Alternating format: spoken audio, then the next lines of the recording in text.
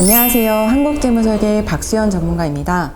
1편에서는 저희 자영업자 부부 이제 사례를 가지고 좀 큰 흐름을 봤는데요. 2부에서는 저희 이제 현금 흐름상의 부채, 그리고 위험관리인 보험, 그리고 재무 목표 중에 상가 건물 매매에 대한 목표 수립을 어떻게 했는지에 대해서 좀 더 상세하게 이야기 드리도록 하겠습니다. 일단 저희 이 가정에서는 실제로는 생활비를 저희가 이제 월급 500만 원을 드리기 전에 약 450만 원 정도의 생활비 안에서 생활을 하고 계셨어요. 그 중에 약 24% 정도 차지하는 110만 원 정도를 이제 그때 당시에 부채 원금이 약 한 1,200만 원 정도 있었던 부채를 상환하기 위해서 매달 110만 원씩 상환을 하고 계셨던 거죠. 근데 가끔 이렇게 부채를 상환할 수 있는 능력을 갖고 계신데, 예를 들면 이분은 1,200만 원이면은 현재 갖고 계셨던 예금, 안전자산 내에서도 이 부채를 상환하실 수 있었어요. 근데 왜 굳이 이런 상환을 안 하고 계셨냐라고 여쭤봤더니, 일단 부채 원금이 크지 않았고 이자 비용도 그렇게 크게 부담이 안 돼서 저축하듯이 내고 계셨다라는 거죠. 근데 일단은 보통 은행 예적금의 이율보다 대출 이자들이 좀 더 비싸잖아요.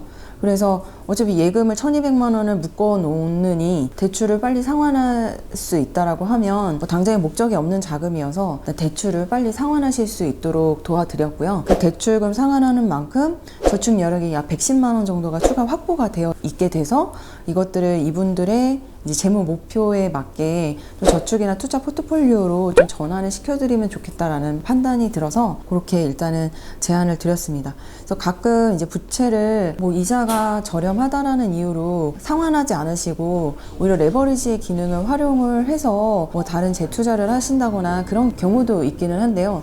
사실 부채를 이용해서 뭔가 투자를 하실 때는 부채로 인해서 발생하는 이자 비용 이상의 어떤 수익이 발생을 했을 때 이득이 되는 거거든요. 근데 그렇지 않고 이런 경우라면 오히려 부채를 빨리 상환하고 저축 가능 여력을 빨리 만들어서 그거를 다른 형태의 투자나 저축으로 전환을 시켜주는 게 오히려 좀 더 자금을 효율적으로 관리할 수 있는 방법이라고 생각을 합니다.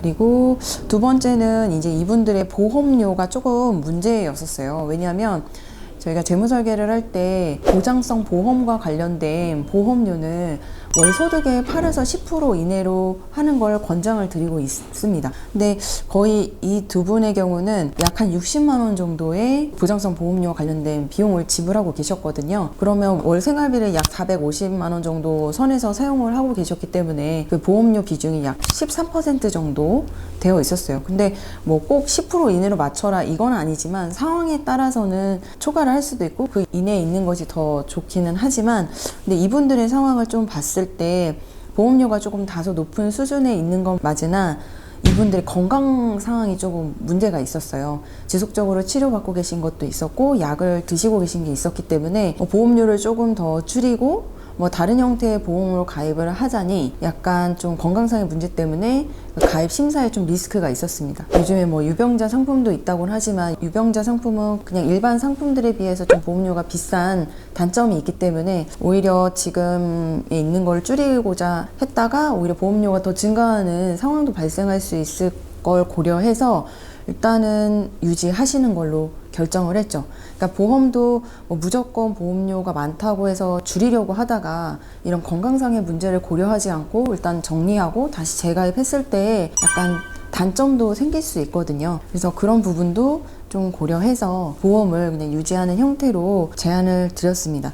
그리고 나중에 이제 만기가 끝나는 것들도 이제 곧 있었기 때문에 납입이 종료가 되면 보험료에 대한 부담은 좀 많은 폭으로 줄어들 거기 때문에 그런 이유로 인해서 보험은 그대로 유지하시는 것을 권장을 드렸고요. 그리고 가장 이분들의 중요한 목표인 이제 상가, 건물을 매입하는 그런 재무 목표가 있으셨는데요. 일단은 이게 저랑 처음에 재무 목표 설정하셨을 때가 2018년도였어요. 그래서 그때 당시에 이제 9억의 그 건물을 리모델링을 해서 사용을 하면 어떨까를 계획을 세워서 상가 건물의 매입 가격을 약 5억 원 선으로 저희가 준비를 하고 이 5억 원을 약 10년에 걸쳐서 모은다라는 게 이제 이 제목 목표였는데요. 근데 문제는 지금의 5억 원이 10년 뒤에도 똑같은 가치를 하진 않잖아요. 그래서 자금 계획을 하실 때는 물가 상승률을 고려해서 이제 5억 원을 그 시점에 5억 원을 만드셔야 되는 거죠.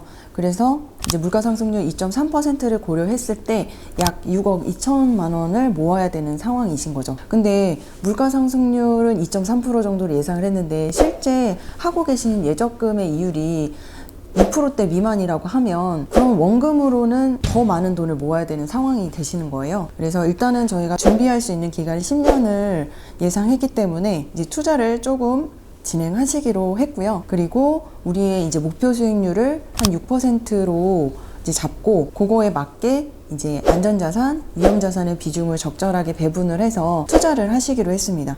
그랬을 때 약 6%의 수익률을 기대를 한다면 필요한 저축 금액이 383만 원이 나오세요. 그런데 뭐 현재 380여만 원 정도를 저축할 수 있는 여력은 조금 안 되는 상황이기 때문에 이제 플랜에서는 이제 가능한 부분까지만 약 100만 원 정도를 이 상가주택을 마련하기 위한 필요 자금으로 이제 투자로 이제 진행을 하기로 했고요.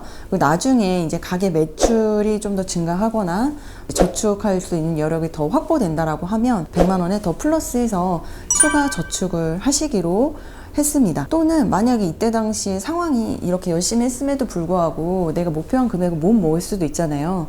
모으면 가장 베스트지만 못 모았을 때를 대비해서 일정 부분은 좀 대출의 힘을 받기로 하고 일단 매매한 다음에 그 다음에 이제 또 다른 계획이 생기겠죠. 부채 상환을 어떤 식으로 할 것인지에 대해서는 그때 가서 좀 더 구체적으로 다시 계획을 해보기로 하고 일단 100만 원부터 시작을 하시게 됐습니다. 그래서 지금 저희가 부채 상환 그리고 보험에 대한 위험 분석 그리고 상가 건물 매입에 대해서 좀 어떻게 이분들의 계획을 이제 좀 구체적으로 말씀을 드렸는데요. 일단 여기에서 이 부분은 마무리를 하고 다음 편에서 은퇴 설계는 또 어떤 식으로 재무 계획을 수립을 했는지 그 부분에 대해서 다시 이야기 나눠보도록 하겠습니다.